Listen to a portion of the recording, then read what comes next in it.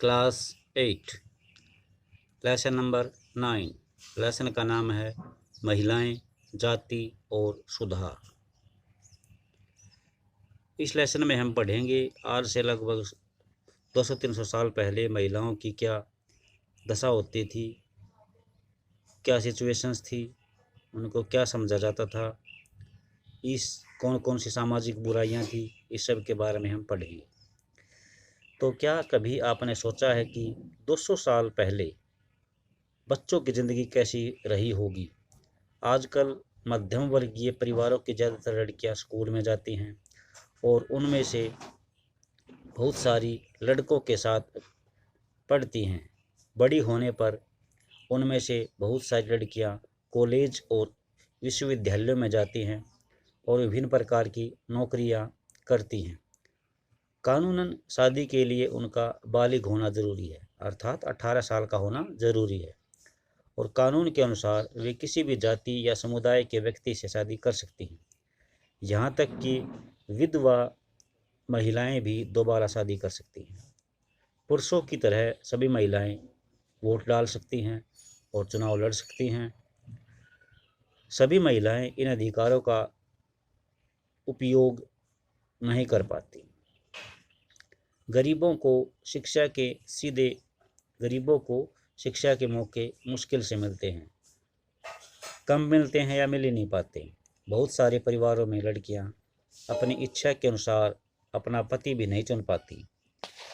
200 साल पहले के हालात बहुत अलग थे भी, उसके बारे में कल्पना करके भी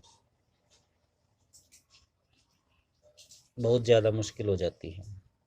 ज़्यादातर बच्चों की शादी बहुत कम उम्र में कर दी जाती थी। ये है 200 साल पहले की सिचुएशन। ज़्यादातर बच्चों की शादी बहुत कम उम्र में ही कर दी जाती थी। हिंदू और मुसलमान दोनों धर्मों के पुरुष एक से ज़्यादा पत्नियां रख सकते थे, अर्थात एक से ज़्यादा शादी कर सकते थे। देश के कुछ भागों में विधवाओं से ये उम्मीद की जाती थी कि वे अपने पति की चिता के साथ ही जिंदा जल जाएं, अर्थात अगर किसी लड़की का पति मर गया है तो उससे ये उम्मीद की जाती थी कि वो जिंदा ही अपने पति की चिता के ऊपर बैठकर जल जाए।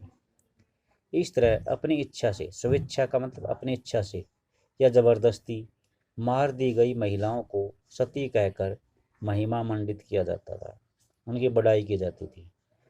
सती शब्द का अर्थ ही सदाचारी महिला था।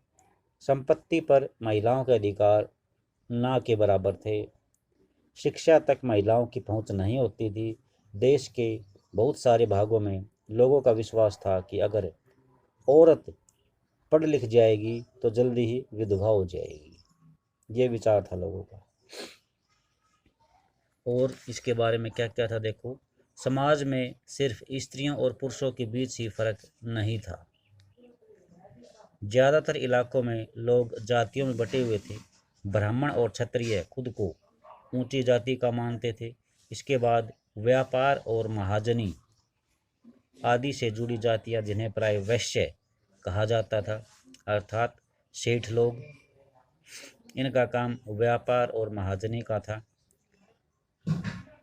फिर काश्तकार, बुनकर, कुम्हार जैसे दस्तकार आते थे, यानी वे व्यक्ति जो अपने हाथ से काम करते हैं, कपड़ा बुनते हैं, घड़े बनाते हैं या कोई और काम करते हैं, जिन्हें शूद्र कहा जाता था। इस श्रेणी की सबसे निचली पायदान पर ऐसी जातियां थी जो गांव शहरों को साफ सुथरा रखती थी। यानी सबसे ऊपर तो हो गए ब्राह्मण और क्षत्रिय। नेक्स्ट नंबर पे आता है व्यापार और महाजनी, जिन्हें वैश्य कहते थे, सेठ लोग कहते थे। तीसरे नंबर पर आता है काश्तकार, बुनकर, कुम्हार, जिन्हें शूद्र कहा जाता था। और सबसे लास्ट में चौथे नंबर पर वे लोग आते थे जो गांव और शहरों को साफ सुथरा रखते थे या ऐसे काम करते थे जिन्हें ऊंची जातियों के लोग दूषित काम कहकर पुकारते थे। यानी वो जो काम करते थे उनको ऊंची जातियों के लोग दूषित कार्य मानते थे, अर्थात ऐसे काम जिनकी वजह से उनकी जाति भ्रष्ट हो जाती थी। ऊंची जातियां निचले पायदान पर खड़ी इन जातियों के लोगों को अछूत मानती थी। इन लोगों को मंदिरों में प्रवेश करने, स्वर्ण जातियों के इस्तेमाल वाले कुओं से पानी निकालने, अर्थात ऊंची जाति के जो लोग थे वो जिस कुएं का इस्तेमाल करते थे वहां से पानी निकालने की इनको मनाही थी। या जहां पर ऊंची जातियों का दबदबा हो, जैसे घाट तालाबों पर नहाने की इनको छूट नहीं होती थी। उन्हें निम्न दर्जे का मनुष्य यानी घटिया मनुष्य समझा जाता था। 19वीं और 20वीं सदी के दौरान इनमें बहुत सारे कायदे कानून और नज़रिए धीरे धीरे बदलते गए। तो ये सब कैसे हुआ ये दिखाते हैं आपको। ये जो चित्र दिखा रखा है इसमें एक महिला को इसके पति की चिता जल रही है और इसको ज़बरदस्ती चिता में डाला जाता है। देख सकते हैं आप यहाँ पर सती बालथाजर साल्विन द्वारा बनाया गया चित्र है। ये सती भारत अपने यूरोपीय चित्रकारों द्वारा बनाई गई सती की बहुत सारी तस्वीरों में से ये एक तस्वीर है। सती प्रथा को पूर्वी समाजों की बर्बरता के सबूत पर देखा जा सकता है, यानी बहुत निर्दयी होते थे ये लोग। यहाँ पर ज़बरदस्ती एक महिला को चिता में जलाने की पूरी कोशिश की जा रही है और जला भी दिया जाएगा।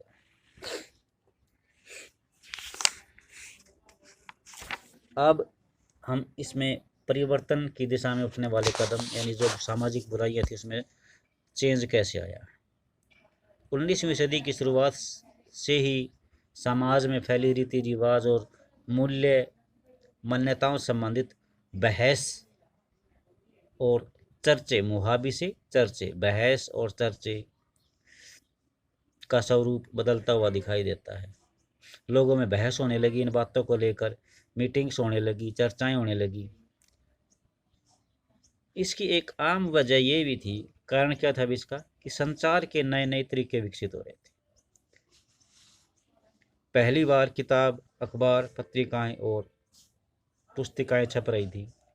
ये चीज़ें न केवल पुराने साधनों के मुकाबले सस्ती थी बल्कि उन पांडुलिपियों के मुकाबले ज़्यादा लोगों की पहुंच में थी। आपको पता होगा कि पांडुलिपि हमने क्लास 6 में पढ़ी थी, जो ताड़ के पत्तों पर लिखा जाता था। उस समय कागज़ का आविष्कार नहीं हुआ था, तो ताड़ एक पेड़ होता है, उसके पत्तों पर लिखी जाती थी जो कुछ भी बातें होती हैं। इसके बारे में आप क्लास 6 और 7 में पढ़ चुके हैं, लिहाजा आम लोग भी इन चीज़ों को पढ़ सकते थे। उनमें से बहुत सारे अपनी भाषाओं में लिख सकते थे और अपने विचार पेश कर सकते थे। नए शहरों में तमाम तरह के सामाजिक, राजनीतिक, आर्थिक और धार्मिक मुद्दों पर पुरुषों और कभी कभी महिलाओं के बीच चर्चा होती थी। ये चर्चाएं आम जनता तक पहुंच सकती थी। किसके माध्यम से? पत्रिकाओं के माध्यम से, अखबारों के माध्यम से और पुस्तकों के माध्यम से, और समाज में परिवर्तन के आंदोलनों से जुड़ी होती थी। तो ये आज हम यहीं तक पढ़ेंगे और अब हमारी शुरू होती है बहुत से समाज सुधारकों के बारे में बातें। इसके बारे में हम कल पढ़ेंगे। आज के लिए इतना ही। ये हमने दो पर्सन आए हैं यहाँ तक अभी तक। 200 साल पहले महिलाओं की क्या दशा थी, ये 200 साल पहले महिलाओं क्या दशा थी, मैंने निशान लगवा दिया है अभी। यहाँ से यहाँ तक लिखना है आपने। 200 साल पहले महिलाओं की स्थिति पर वर्णन कीजिए। दूसरा, 200 साल पहले सामाजिक अवस्था क्या थी, समाज कैसे किन किन जातियों में बटा हुआ था, इस प्रकार ये आप लिख सकते हैं। तो ये 2 पर्सन हैं, इनको आप अच्छी तरह लिख लेना। थैंक्स।